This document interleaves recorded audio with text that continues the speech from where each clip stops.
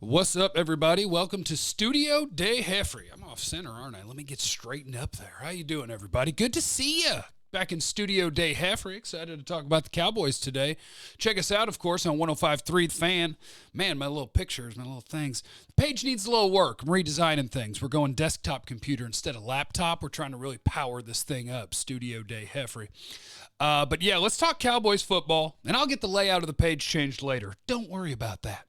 Takeaways from the preseason game, and I saw Roy White from The Fan. I saw him throwing out his 53-man projected roster, and I thought, you know what, that's a fun game to play. I'd like to play it. But quick takeaways from the game. Maliek Collins is about to just freaking dominate. Maliek Collins playing those first couple of drives, I mean, a tackle for loss on one, drawing a hold on another. That dude has put in the work. He's healthy, and if he stays healthy, Maliek Collins is about to be that dude. DeMarcus Lawrence will be the best pass rusher. I think Maliek Collins will be the second best pass rusher. Now, while we're talking about those guys, they've always talked to us, whether it's Marinelli, whether it's Will McClay, whoever. They've always talked to us about the pass rushers. They want them to come at you in waves. We've got our starters, and then we got these other 4 guys that are ready to go. And they want to be able to have at least 8 guys that they feel good putting in an NFL game. And this is the first time I can think of where I look at their roster and I go, yep, they got it. Because you're going to start with probably Tank Lawrence and either Tyrone Crawford or Robert Quinn. So we'll say Quinn, right? We'll go, okay, it's going to be Tank and Robert Quinn. I guess that's week 3, but whatever. Your starters on the interior, Antoine Woods, who has been tough to move this preseason, and Maliek Collins. Bang, bang, you're good to go, right? Your second-round pick, Tristan Hill, will spell Maliek Collins, although I don't think a ton. I think he's a little bit more of a developmental player than he is a ready-to-kick-your-butt-right-now guy. And then Covington, the other nose tackle, I think he's been fine in the preseason. He's looked pretty good. But the defensive ends, Kerry Hyder is the name that we haven't talked about that we're going to have to get used to, because Kerry Hyder had sacks on back-to-back plays in that game doing 2 totally different things. One of them was an outside move. The next one was an inside move that beat a double team. And the thing that jumped out to me was not elite athleticism or anything like that, but I think the 3-4 defense is what hurt him last year in Detroit. Whereas now he's back to kind of 4-3 end and sometimes slide inside. But the power in his hands is what jumped out at me on his rushes against Houston. He can jolt offensive linemen. He's got really heavy hands. So the defensive line group, Hyder is part of that second group. Tyrone Crawford or Robert Quinn is part of that second group. Taco Charlton and Dorrance Armstrong. There's a really good group at defensive ends. And gosh, trying to project how many of those guys make the team. I guess we'll do it. But so that's it. Defensive line was the first thing that jumped out to me from that game. I thought they looked really good. This defense, this whole team, no Amari Cooper, no Tank Lawrence, no Tyrone Crawford, no Robert Quinn, no Zeke, and they look awesome. This is a really good, we're not just talking when we talk about the depth of this roster. This is a really good, really deep roster that the Cowboys are going to have. And Tony Pollard, I thought he had another awesome preseason game. He had a couple of plays where he didn't have a chance, but the 2 plays where they gave him a chance with some blocking, he showed you vision. He showed you patience. He showed you burst. He showed you balance. Tony Pollard looks like a better player than I gave him credit for during the draft, and a guy that I'm not scared to have touch the ball 15 times a game.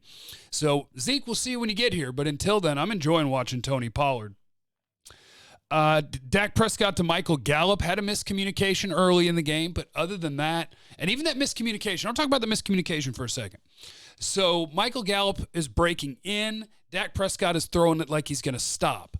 But what I liked about it is the John Kitna effect was there, where John Kitna says, just believe it and rip it. Believe it, rip it.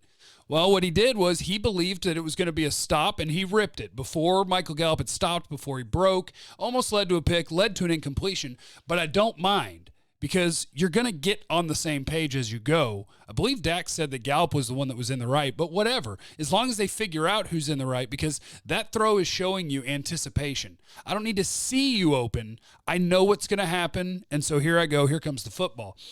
So I thought that was it was actually a nice play outside of the fact they didn't complete it for those reasons.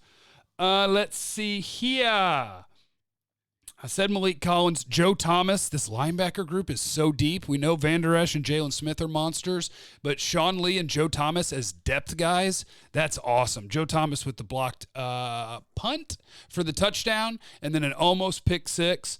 I think they've got a really good linebacker group, really deep defensive line group. Shout out to Marcus Lucas, number 80, who got into camp late after they let Rico go, but Marcus Lucas was putting in work last night.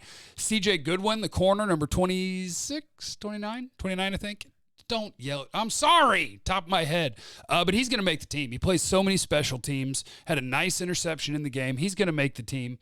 And Devin Smith and Cedric Wilson, both of those guys keep showing up. So we'll see what happens between Noah Brown, Cedric Wilson, Devin Smith. I bet there's 2 roster spots available for those 3 guys, so we'll see who gets it. But yeah, let me pull up Roy's tweet here at RW3 as he took a shot at putting together the Cowboys 53-man roster, and I'll take my own shot. I'm just going to use his as a template because it's already typed out for me, and I don't just have to go to their roster. How many quarterbacks will the Cowboys keep? 2. Dak Prescott, Cooper Rush. The end. Mike White, deuces. How many running backs will they keep? This one's fun. I will say, obviously, Zeke. I still think he's going to be here. Tony Pollard. Jameis Olawale. They'll keep a fullback.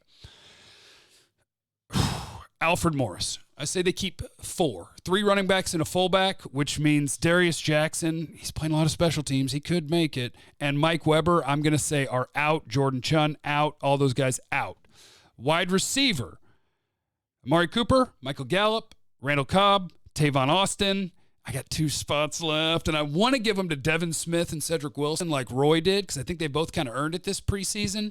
But I think they'll keep Noah Brown. Well, you could keep them both and have Noah Brown on PUP.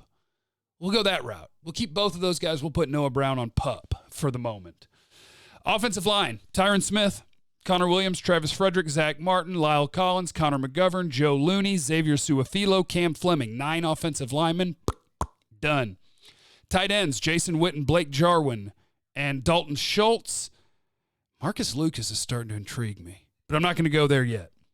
So I got 24 offensive players. Roy went 25. I'm dropping Mike Weber from that group. I don't think he's going to make it. And I'm going to put Alfred Morris for Darius Jackson. Yes, that's what I'm going to do right now. On defense, defensive line, there's so many of them.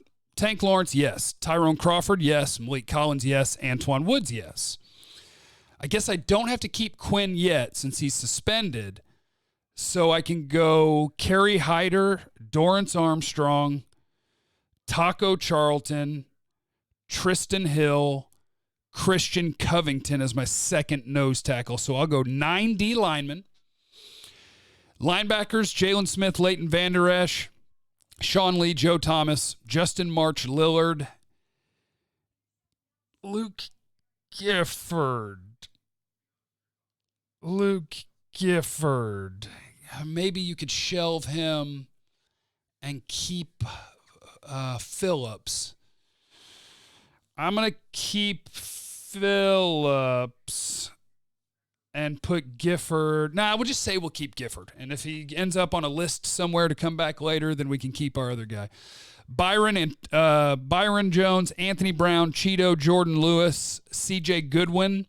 And then it's between Mike Jackson Sr. and Alumba, but Mike Jackson Sr.'s been banged up. I'm going to say they keep the draft pick and they try to sneak Alumba to the practice squad. Safeties, Heath, Woods, Kayvon Frazier, Donovan Wilson from A&M. Do they keep Darian Thompson? Guess I'll go Thompson, but maybe they could keep 10 defensive linemen. I'll say Darian Thompson makes it and they carry 5 safeties, but I could see that being 4 and having an extra any of the other defensive spots, really. That adds up to 53 once you had a kicker, a punter, and a snapper. So there you have it. Shout out to everybody for stopping by. Remember to subscribe. Check 1053thefan.com every day. And in the comments, leave me who you would like to talk about in tomorrow's video from Studio Day Heffrey.